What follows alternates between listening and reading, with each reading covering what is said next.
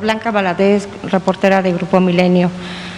Cuando habla de que hay un 2% más de saturación hospitalaria, estamos en 18.603.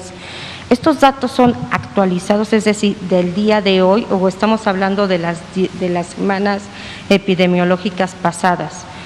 ¿Y esto qué significa para los estados, por ejemplo, Ciudad de México, Estado de México, Baja California? Esto significa que mucha gente se está quedando en listas de espera.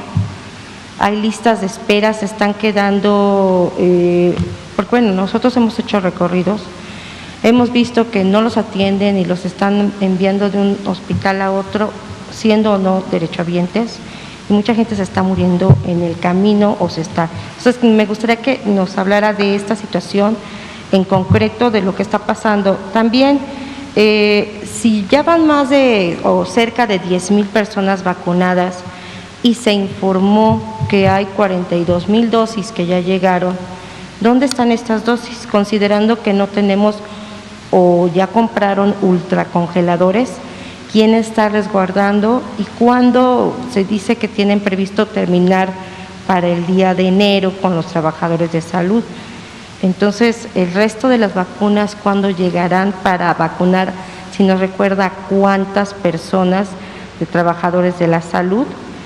Y también sobre esta variante que se está hablando, que es más fuerte epidemiológicamente hablando de contagio, pues ya Corea del Sur está apresurándose a vacunar. Algunas entidades cerraron fronteras con el Reino Unido. Canadá anunció que también ya tiene casos. Específicamente en México, ¿ustedes están haciendo un rastreo? ¿Cómo están identificando si no ingresó ya esta cepa preocupante para algunos países? ¿Cómo están haciendo este rastreo? Porque México no cerró fronteras con ningún país. Por favor, por las respuestas, gracias. A ver, son varias preguntas, pero voy a tratar de, creo que las recuerdo todas.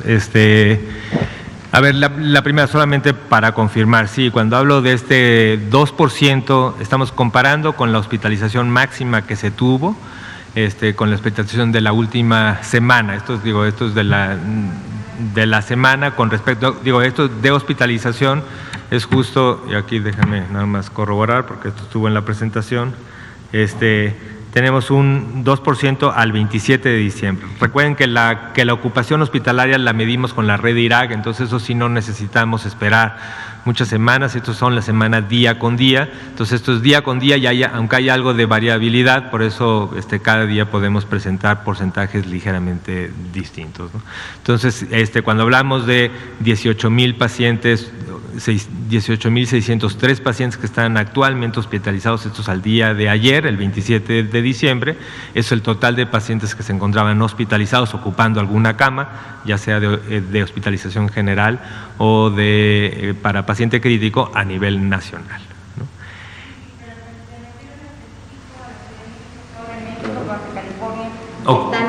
Porcentaje de ocupación. Sí, lo que pasa es que usted presentó un porcentaje del 84% en Ciudad de México, sí, en el Estado de México, pero según yo esos datos corresponden a la semana epidemiológica de hace 2 semanas. No. Los datos de ocupación hospitalaria y de hospitalizaciones, que son tanto las gráficas de barra por estado como la curva epidémica de hospitalizaciones, son datos que vienen de la red IRAC, y la red IRAC reporta todos los días cuántos pacientes están hospitalizados en cada una de las casi 1,000 unidades hospitalarias. Por eso mostramos los datos al corte, ¿no? Y en este caso es al día 27 de diciembre. Entonces, ¿en cuánto tiempo se podría saturar? Si estamos en 84% es muy elevado. Sí, estamos, recordar que Ciudad de México tiene poco más de 2,000 camas para paciente crítico y llegamos casi a 9,000 camas para paciente general. Entonces esto implica, un 14% de eso, pues implica más de 300, 400 camas, ¿no? Entonces, tampoco es una cosa de que se llenen en un día, ¿no? Sí, por eso es una situación crítica, en el sentido de que estamos con solamente un 15% de disponibilidad, pero también, como lo comenté, en la Ciudad de México, día con día se va incrementando, y justo el día de hoy yo participo como parte de la representación de la Secretaría de Salud Federal en estas reuniones diarias con la jefa de gobierno, donde cada una de las instituciones reporta su expansión hospitalaria. Entonces tenemos pues, recientemente el ISSSTE, que abrió el hospital de Tláhuac, que lo abrió inicialmente con 30 camas y rápidamente se incrementó a las 120 camas. El IMSS ha tenido también un incremento importante en el autódromo, también ha redesignado otras áreas COVID que no se tenían designadas, también está apoyándose con unidades hospitalarias en el Estado de México, especialmente en Texcoco. Pemex también está haciendo una readecuación para incrementar su capacidad, que es poca, con los dos grandes hospitales que tiene en la Ciudad de México. También se tiene el convenio con los hospitales privados, que sigue siendo vigente para la atención de padecimientos no COVID. Eso lo que nos ayuda es no ocupar las camas con cesáreas, con partos, con urgencias gastrointestinales, que son para lo que se tiene el convenio. Entonces, por eso es muy dinámico. Todos los días hay más camas, pero bueno, también hay más hospitalizaciones. Por eso nos hemos mantenido en ese porcentaje de 15, 16% de disponibilidad, y esperemos que la estrategia de haber disminuido la movilidad se vea reflejada tal vez en una semana más, con al menos una estabilización del incremento diario que tenemos de hospitalización. Un detalle, se está quedando gente sin atender, independientemente de que haya cama y que estén muriendo tal vez en sus casas o en el transcurso, y se lo digo por esto. Hubo un estudio que se publicó en Estados Unidos, creo que la Johns Hopkins, que decía que en México en realidad lo que se requerían son 10,000 camas. O sea, no la expansión que se está teniendo actualmente, sino 10,000. Por eso le pregunto eso. Sí, no, conozco esa estimación y digo, sí tenemos, y tenemos ahora también hemos estado, porque la estimación esta que se hizo, recuerden que cada estimación pues depende un poco del modelo que estemos estimando para la progresión o el incremento, ¿no? Pero también a veces muchos de estos modelos se hacen con datos desactualizados, ¿no? Porque una cosa es lo que se ve en el día con día, con las expansiones y la dinámica específica de cada día, con el reporte de cada día, y otro es con la estabilidad que se tienen en los datos de actualización periódica, datos abiertos. Entonces, estos modelos de tratar de estimar qué es lo que va a pasar en los próximos días o en las próximas 2 semanas, es una cosa que también hay un equipo trabajando en esta cosa que se llama, no es una predicción a semanas, sino predicción inmediata de qué es lo que puede estar pasando en los próximos días. Y aún en estos modelos que estamos manejando, se cree que con los componentes estos que tenemos ahora de crecimiento, posiblemente lleguemos a este pico máximo cerca del 10 de enero. Esta es una de las cosas que tenemos. Estamos esperando que podamos tener este incremento hasta el 10 de enero, si todo funciona y si se mantienen las predicciones de la disminución de movilidad hasta esa fecha, que es donde se declaró el semáforo rojo y la estrategia. Y aún ahí tenemos también el plan progresivo de cómo cada institución va a ir incorporando día con día. Entonces, la estimación de camas de hoy es diferente a la de mañana, y para el 31 tenemos una estimación diferente. Entonces, no tengo los detalles aquí a la mano, tenemos, y si quieren con mucho gusto los podemos presentar. Creo que también la doctora Sheinbaum día con día presenta datos más específicos de la Ciudad de México, entonces, pero con mucho gusto lo podemos presentar aquí. En esos niveles de ocupación es muy importante fortalecer el componente de regulación, de mover pacientes de un lado a otro, el llamado 911, el llamado a Locatel. Entonces tenemos, la Ciudad de México ha establecido en el C5, que es este comando de emergencia, junto con el Centro Regulador de Urgencias Médicas, pues tienen un centro muy activo, hay más o sea, hay personas obviamente con guardias 24 horas, tenemos personas ahí en el C5 de cada una de las instituciones, y tenemos también personal capacitado, en general personal de salud que puede hablar, ya sea a esta regulación que está llegando de llamadas del 911 que llegan de domicilios, para identificar la gravedad y la necesidad oportuna de enviar ambulancias, pero también mucho de la regulación se hace desde los mismos servicios de urgencia de los hospitales, que los pacientes llegan buscando un hospital, están saturados. Normalmente lo que se promueve es que se estabilicen a los pacientes si llegan en una condición de gravedad y que se promueva la regulación entre unidades hospitalarias, ¿no? Entonces sí, tenemos pues más de 250, 300 de despachos, es decir, de atenciones que ya van por el C5 diarias, o sea, de llamadas que se atienden, ¿no? Pero eso que implica alrededor de unos 70, 80 traslados, y eso es complicado, ¿no? Entonces, ahora, ¿qué implica? Normalmente tenemos tiempos de retención, es decir, de una ambulancia cuando llega al hospital donde ya en ese centro regulador se les dio, que dijo el hospital X sí tiene camas y lo están esperando, más o menos el tiempo de retención de ambulancia, que es ese tiempo de que llega ahí hasta que admiten al paciente, independientemente si son derechohabientes o no derechohabientes, está todavía por debajo de una hora de este tiempo de espera para la parte final. Hay más tiempo también pues, de búsqueda de la disponibilidad. Entonces, 15% de disponibilidad, pues puede ser que el día de hoy sea Sedena quien más camas tenga, pero el día de mañana puede ser que el IMSS tenga más camas, o puede ser que después tenga Pemex algunas camas. Entonces, muy dinámico, a veces día con día, se hacen fechas, o sea, se hacen cortes diario y 3 o 4 veces al día para identificar dónde están estas camas disponibles. Entonces, sí es un trabajo de mucha coordinación. Aquí también pues mi agradecimiento a toda la gente que trabaja tanto directamente en el C5 como de apoyo, porque creo que están haciendo un trabajo fenomenal. Pero sí, considerar que esto es uno de los componentes de mayor complejidad en la movilización de pacientes. Digo, ¿cuántos pacientes y cómo se lleva la estadística de cuántos pacientes en esta espera? Realmente así, en espera ya de ambulancia, de funciones en el traslado, tenemos pocas. Las defunciones en casa sí están sucediendo, y esto es por eso también es un llamado también a la población para que tome en cuenta esto. El inicio de síntomas es clave. Una vez que inicias con síntomas y además eres una persona de alto riesgo, te tienen que valorar, te tienen que hacer una evaluación médica donde puedan ver tu nivel de saturación de oxígeno, frecuencia cardíaca, fiebre, tu estado general. Y dependiendo de eso, tratar de lograr una atención más oportuna. Como también yo lo he presentado, la atención más oportuna, más temprana, disminuye el riesgo de complicaciones.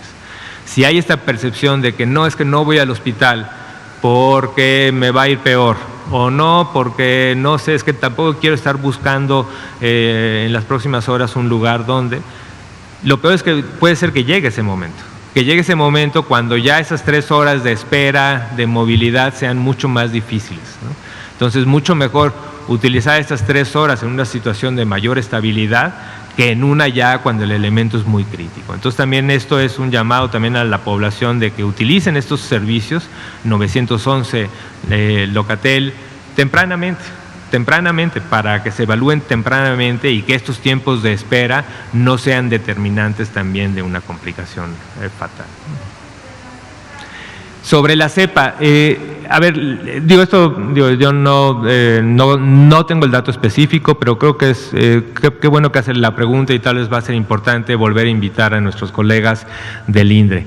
Si recuerdan alguna vez cuando se han presentado aquí los colegas del INDRE, y también lo ha mencionado el doctor José Luis Salomía, en México se han hecho varias secuenciaciones y se tienen identificado varias mutaciones, diferentes tipos virales que han estado circulando en México a nivel nacional, y también tienen alguna subtipificación de dónde, en qué parte del país han circulado cepas específicas.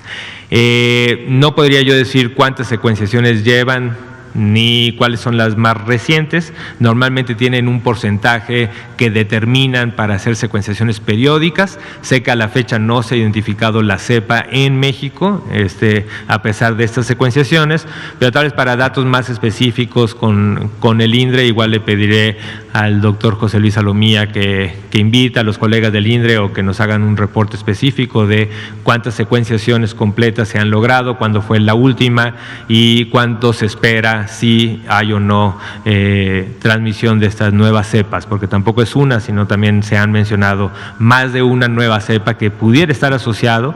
Tampoco la asociación específica con transmisibilidad, o sea, con una incremento de qué tan contagioso es, también ha sido complejo, porque recuerden que también mucho de la transmisión se puede dar por las condiciones tanto climatológicas en invierno, como también las condiciones de que se agotan ciertas estrategias de mitigación y del comportamiento de los individuos, que después de varias semanas de estar tratando de mantener ciertos límites en su movilidad y en su contacto, pues muchas de estas estrategias se agotan. Entonces también este rebrote se esperaba tanto por la época invernal como por el agotamiento de las estrategias.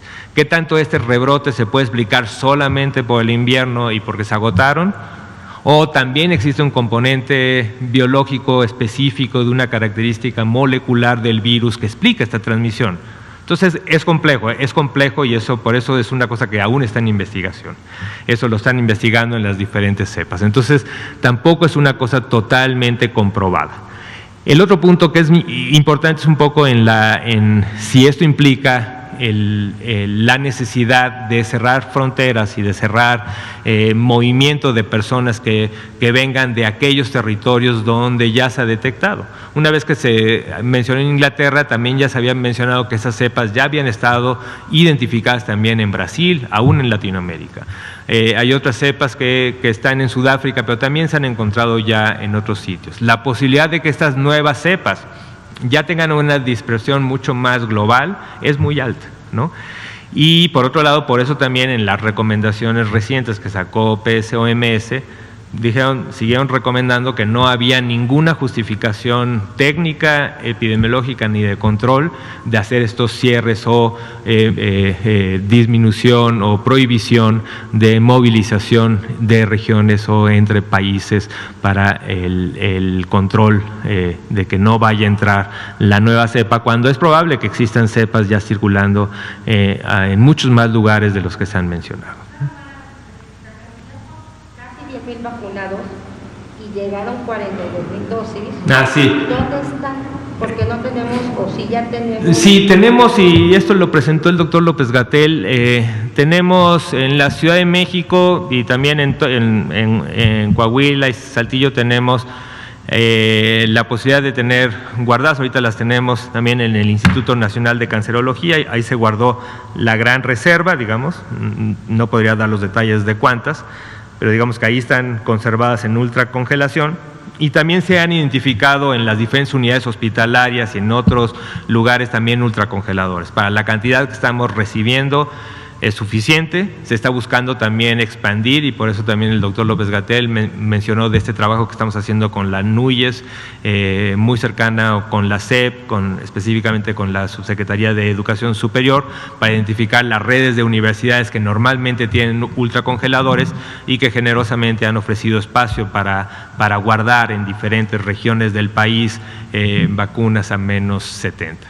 Y recuerden que una vez que pasan menos 70, pueden pasar varios días, ¿no? En una temperatura de refrigeración, que esto permite que las charolas que se vayan abriendo y se vayan descongelando, pues todavía tenemos toda la semana para congelado. Cada charola tiene 970 dosis, y por eso la planeación de cuántas charolas va sacando día con día es una cosa que se tiene que hacer con mucho detalle, y es parte de este concepto que hablábamos de calibración, ¿no? Entender cada uno de los momentos, cómo se sacan, estamos cortos o no cortos en cada uno de los sitios de vacunación, y eso son parte de las lecciones en las que estamos aprendiendo día con día y modificando la estrategia para esta semana se piensa completar.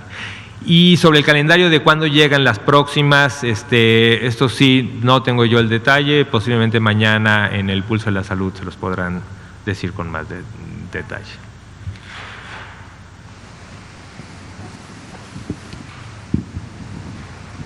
Gracias, muy buenas noches. Paola Betancourt de Canal 6.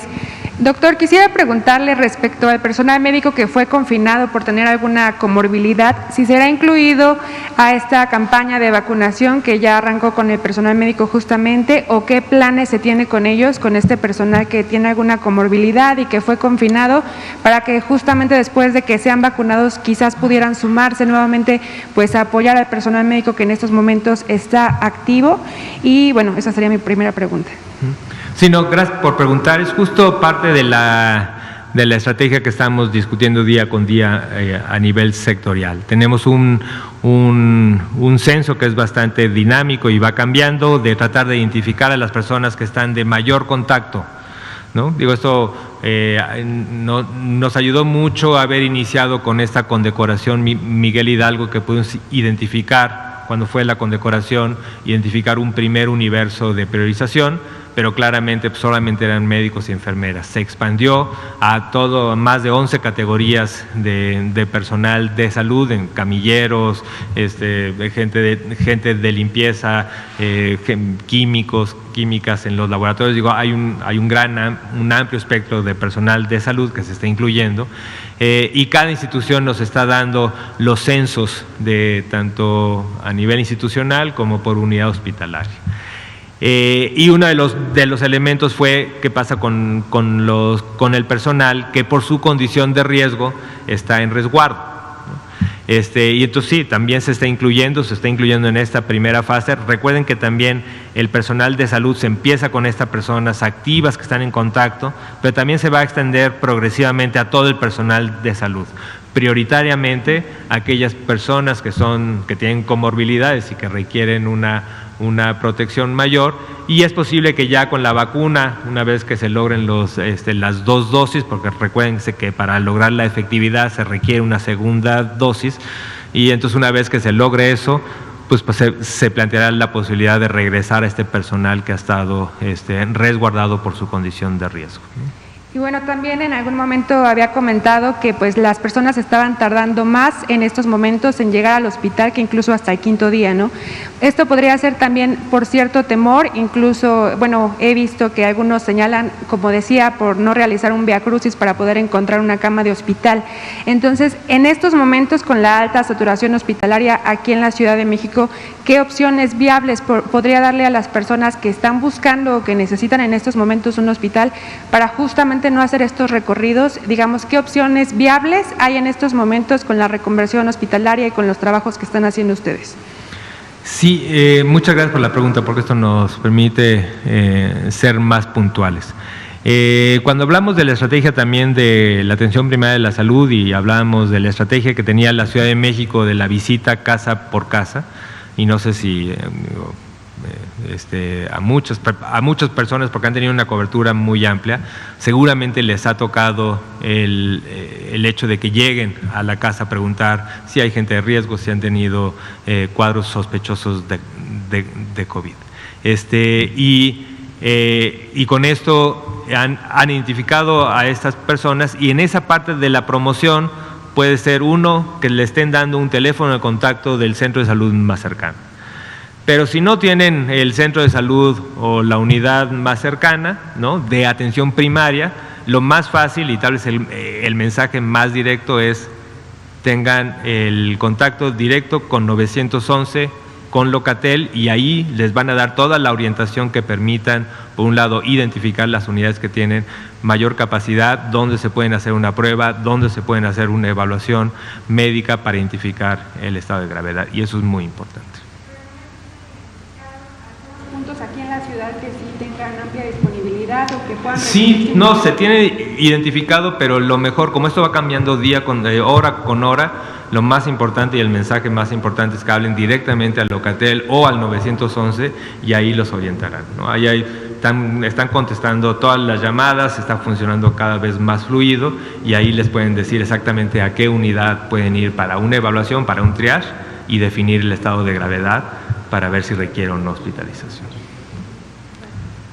A ver, una última pregunta aquí.